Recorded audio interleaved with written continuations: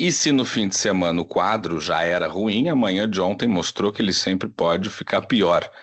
Menos de 3 horas depois do início da sessão virtual, a primeira turma do Supremo manteve a prisão preventiva de Bolsonaro por unanimidade, com os votos do ministro Moraes, Flávio Dino, da ministra Carmen Lúcia e do Cristiano Zanin. Foram só 4 votos porque o ministro Luiz Fux saiu da primeira turma e a sua vaga só vai ser ocupada quando e se, mas a gente já fala disso, Jorge Messias for aprovado na sabatina do Supremo. O argumento central foi direto. Na visão dos ministros, tem reiteração no descumprimento das medidas e o episódio do ferro de soldar só ampliou esse padrão. Enquanto isso, a defesa apela para outro terreno, o da saúde. Fala em interação de remédios, fala no quadro delicado da saúde do ex-presidente, que ele tem mesmo. Mas isso é uma estratégia clara, é transformar um ato voluntário num episódio involuntário. Mas o fato concreto é que nada disso altera a questão de fundo. A tornozeleira foi danificada por ação direta do usuário. E para piorar o cenário jurídico, a defesa ainda não apresentou os embargos de declaração que, a bem da verdade, só serviriam para empurrar o processo para frente sem mudar o resultado do julgamento da tentativa de golpe. Agora só sobra o caminho dos embargos infringentes, mas esses, pela própria jurisprudência do Supremo, só são aceitos quando existem 2 votos ou mais pela absolvição na turma, o que não é o caso, já que só o ministro Fux divergiu da condenação, Ou seja, o processo está maduro. E assim, bloco por bloco, então, decisão por decisão, a situação do Bolsonaro vai saindo da narrativa da perseguição e vai entrando no terreno mais duro da responsabilidade jurídica. Porque, no fim das contas, o que o STF fez dessa vez foi só o óbvio, foi responder ao fato com a lei e não com a comoção. E aí, quando o STF faz o que o STF faz, a política brasileira faz o que ela também mais sabe fazer, que é inventar uma saída pela lateral. No segundo em que a prisão do Bolsonaro virou um fato e não mais uma ameaça, a palavra anistia voltou a subir a rampa do Planalto, a descer as escadas do Congresso e a circular principalmente nos grupos de WhatsApp. E o mais impressionante não é a anistia em si, é a coordenação desse teatro.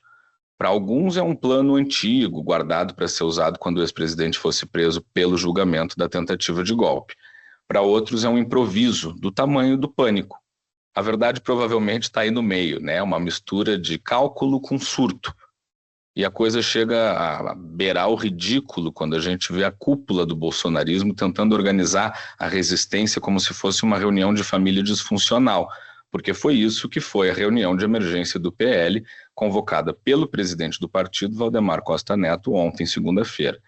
Teve Michele Bolsonaro dando bronca, Flávio Bolsonaro virando porta-voz ungido do pai, Carlos Bolsonaro numa fase de elogios espirituais e até o Jair Renan, vereador em Balneário Camboriú, puxado ali para o palco pela madrasta, com quem ele não se dá bem, para uma oração ecumênica de salvação do pai dele.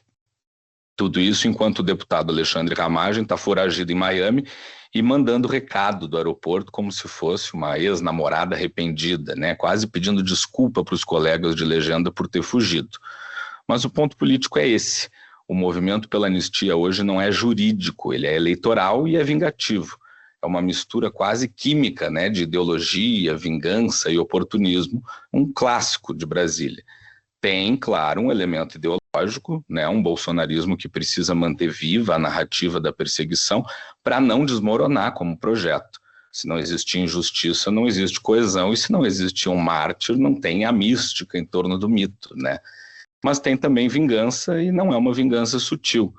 No Senado, Davi Alcolumbre não esconde que quer mandar um recado para o Palácio do Planalto de que não esquece uma humilhação, muito menos uma humilhação como a de ter um nome seu indicado para o Supremo descartado. Ele queria Rodrigo Pacheco e não Jorge Messias. Mas tem um pragmatismo também, e esse é o mais engraçado. O Hugo Mota quer parecer um presidente da Câmara que tem pulso, sem entrar num duelo direto com o Supremo, porque ele sabe que a imagem dele saiu relativamente bonita, com o PL antifacção. Ele não vai queimar isso por causa de um símbolo bolsonarista aparentemente em desgraça, mas também não anda feliz com o governo. E o bolsonarismo, no meio disso tudo, age como sempre, com um pé na ideologia e outro na teoria da conspiração. E a cabeça sempre no mundo mágico, onde basta o senador fazer uma live chamando de vigília que tudo se resolve. Para esse grupo, a anistia não é um projeto, né? Ela é uma oração legislativa. E a devoção é tão grande que a gente vê que para alguns apoiadores, como que vocês estão vendo, que a minha amiga e colega de timeline, Kelly Matos, registrou, não basta adorar o mito, né? É preciso se parecer com ele. E o cenário que emerge disso é um painel das mesmas bizarrices de sempre. É um deputado foragido em Miami mandando desculpa pelo Zap, é a Michelle disciplinando a tropa como se o PL fosse uma célula, né, da família Bolsonaro e não um partido político.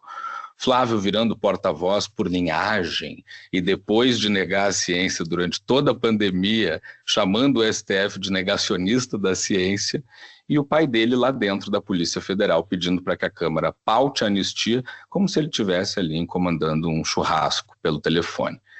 No fundo, sabe que a anistia integral, a que livra o chefe, não passa hoje, nem no teste do ar-condicionado do Congresso. Mas a redução de penas do 8 de janeiro, essa sim, é o meio termo que muita gente topa, governista, centrão e até parte da oposição.